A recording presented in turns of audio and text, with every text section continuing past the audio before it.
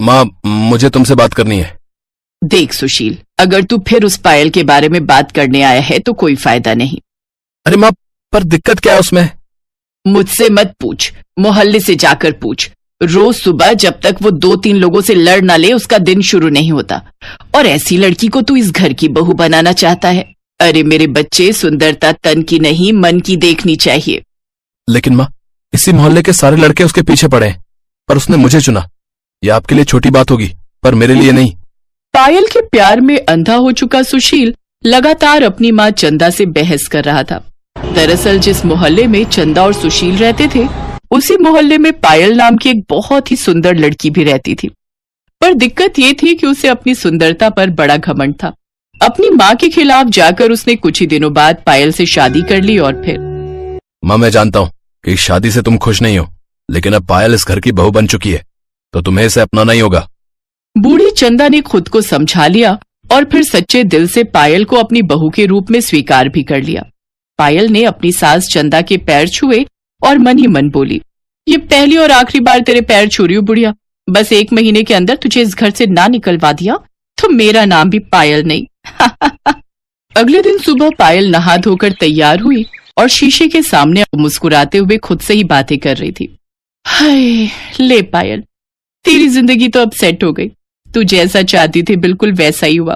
तेरा पति बढ़िया कमाता है और तुझ पर लट्टू है बिल्कुल। रहने को इतना अच्छा घर मिल गया, ना बड़ा परिवार और ना काम की किचकिच। आहा, बस ये एक बुढ़िया है जिसे भी मैं जल्दी ठिकाने लगा दूंगी। शादी के अगले दिन से ही पायल ने अपना असली रंग दिखाना शुरू कर दिया। ओफो, ये कैसे पराठे बनाए बुढ़िया? इतनी उम्र हो गई, एक अच्छा पराठा बनाना भी नहीं सीखा अब तक।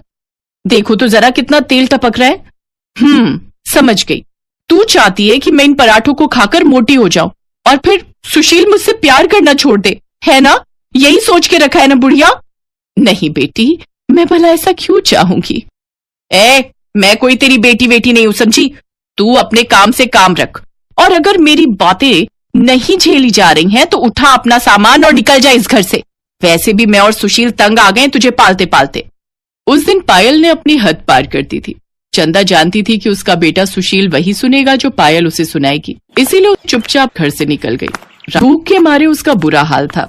तभी उसे एक ढाबा दिखाई दिया और फिर, सेठ जी, मुझे बहुत भूख लगी है, कुछ खाने को है क्या? बस ये कांजी वड़ा पाव ही बचा है, बोलो लगा दूं? हाँ, पर सेठ जी, मेरे पास पैसे नहीं हैं।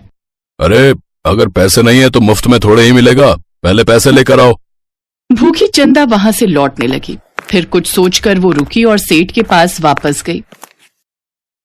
अब क्या हुआ? अब आप मुझे कांजी वड़ा दोगे तो बदले में मैं आपके ढाबे के बर्तन धो दूंगी। वैसे भी मेरा कांजी वड़ा कोई खरीदेगा तो नहीं, अच्छा मौका है, इसे कांजी वड़ा खिलाकर इससे सारे बर्तन धुलवा लेता हूँ। चलो फिर आ जाओ। अरे छोटू, ये जितना खाए उतना कांजी वड़ा दे दे इसे। और सुनो, कांजी वड़ा खाने के बाद वो जहाँ जितने बर्तन रखे हैं सबको अच्छे से धोना, ठीक है? जी सेठ जी। अब तो चंदा का ठिकाना वही ढाबा हो गया। चंदा उसी ढाबे में सुबह से शाम तक काम करती और बदले में सेठ उसे खाना दे देता। ये चंदा की अच्छी किस्मत ही थी शायद कि उसे कांजी वड़ा बनाना पहले से आता था, और उसने पहले निवाले में ही महसूस कर लिया कि ढाबे के कांजी वड़े में क्या दिक्कत है।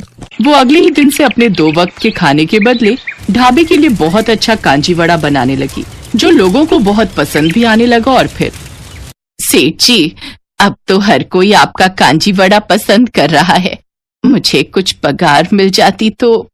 अरे कैसी पगार है? तुझे मुफ्त में खाना देता हूँ, वो कम है क्या? हाँ सेठ जी, लेकिन वो लोगों को आपके नहीं बल्कि मेरे बनाए हुए कांजी वड़े पसंद आ रहे हैं।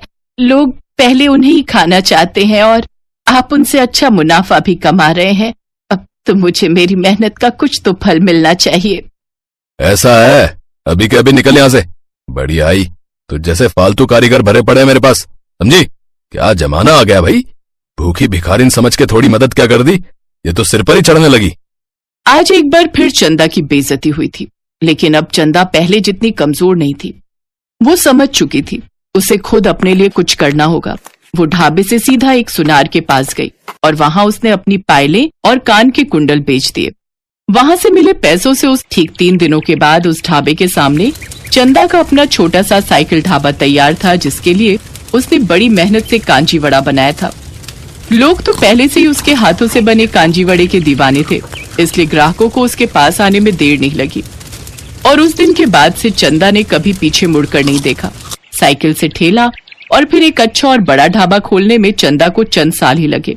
और फिर एक दिन, बहन मेरी मदद करो, बहुत भूख लगी है, पर बहन मेरे पास पैसे नहीं है, अब मेरी बहू ने मुझे घर से निकाल दिया है।